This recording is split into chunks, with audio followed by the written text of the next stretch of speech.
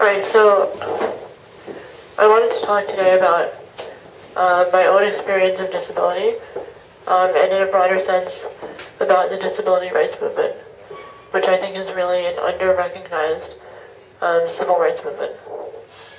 So I guess the first thing I want to say is that I've struggled a lot with how to present this subject and how to talk about it, because I want this to be a personal talk about myself and my experiences, but I also don't want it to be only about me.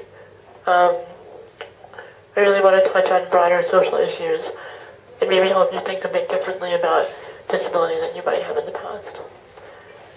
That said, I guess I'll start by talking about me. If you're curious about the medical details, I have a rare neuromuscular disorder.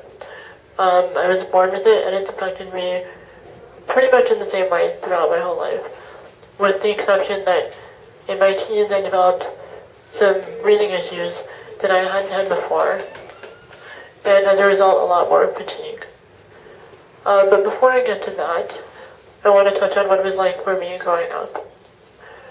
I grew up with a pretty obvious disability in a family where we never talked about disability.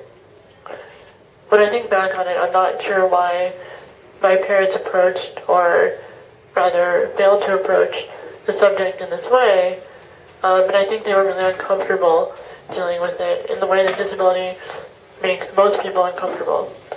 So they figured that since I seemed to be managing well enough, they could sort of shove it under the carpet. And the result, unfortunately, was that I internalized their discomfort with the subject. And of course, since I lived in a society that bombarded me on a daily basis with a lot of negative images about disability that I didn't have any way to counter, I became deeply ashamed of myself. For a long time growing up, my highest goal was to appear quote-unquote normal, and I imagined in my head that that was possible, even though it clearly wasn't. For instance, in high school, I went to a high school with 4 floors, and it felt like half a mile end to end. I didn't use a scooter. I climbed all the stairs.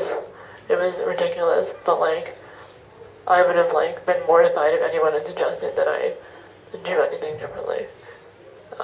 So I really put myself through a lot with the goal of appearing normal when that was clearly impossible anyway.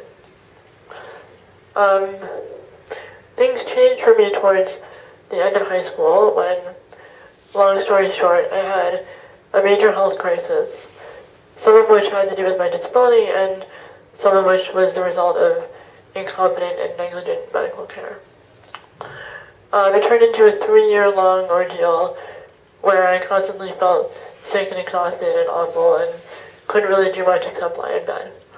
And because of all this, I had to take a year off before I went to college. That was by far the most difficult and excruciating year of my life.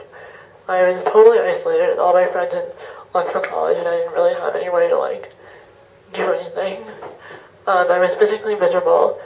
I was unable to get doctors to listen to me or take me seriously, and I had no way of knowing if I would get quote-unquote better and be able to go to college, or if I would be stuck in the situation I was in for the rest of my life. Long story short, I eventually diagnosed myself after doing a lot of internet research. Found a rogue doctor who would prescribe the treatment I wanted, and slowly but surely improved. Though some long-term physical effects from that period still remain, and I still have a lot more fatigue now that I had a noise on there. In any case, I managed to go off to college, and as you can all see, I'm somehow, not quite sure how, still managing to live in a foreign country. But really the most important thing that happened to me during that year was that I was finally forced to look my disability in the face and reconceive the way that I thought about it. And this is perhaps the most important part of my story, because it's where my personal experience ties in with the points that I want to make about the larger disability experience.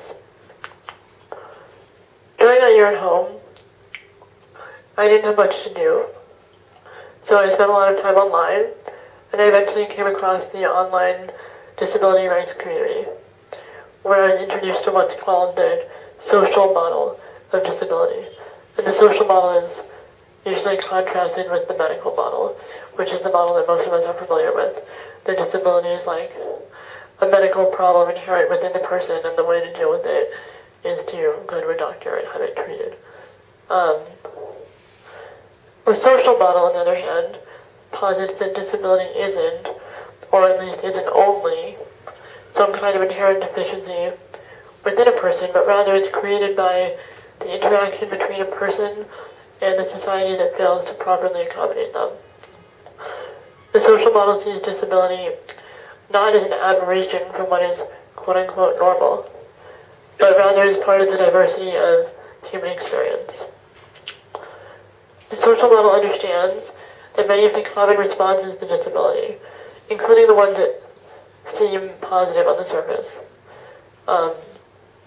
pity, which doesn't seem so positive, maybe, but is very, very common, and the impulse to give charity, which is often connected to pity, the stereotype of the inspirational cripple who is lauded for miraculously overcoming all his challenges or her challenges, are really ways in which people distance themselves from disability and imagine people with disabilities as somehow alien to them, somehow separate and different, as opposed to full-fledged and complex members of the human community.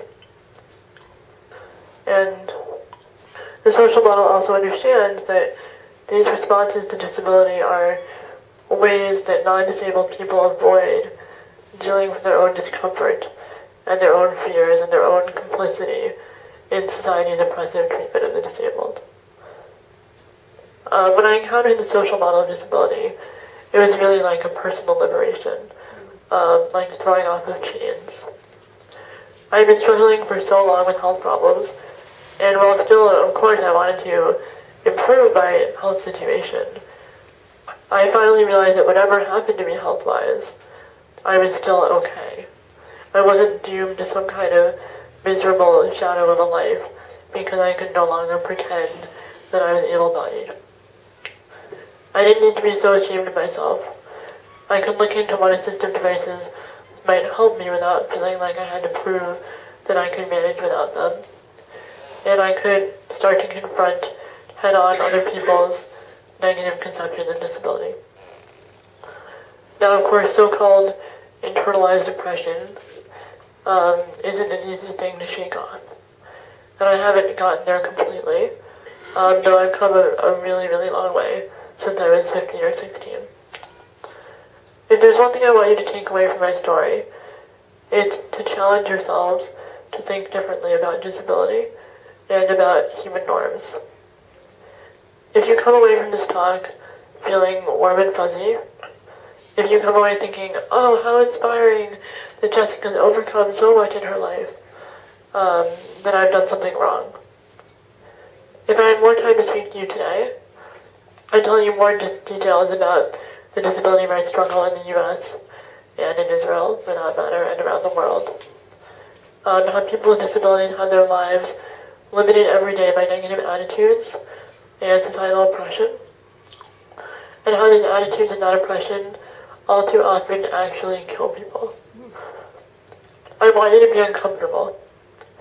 I want you to be uncomfortable in a way that spurs critical analysis and re-examination of your own preconceptions about disability. Preconceptions that you might not even realize that you have. So that you'll think about how you can participate in the deep social change that needs to happen. And I say this all to you in particular because this is one of the strongest and most supportive communities I've ever been a part of. And I really have tremendous faith in all of you. And I have faith that you can and you will actively participate in the change that needs to be made. Thank you. ושותה בעברית קפה, משלם בעברית ביוקר על כל דבר שאני קונה.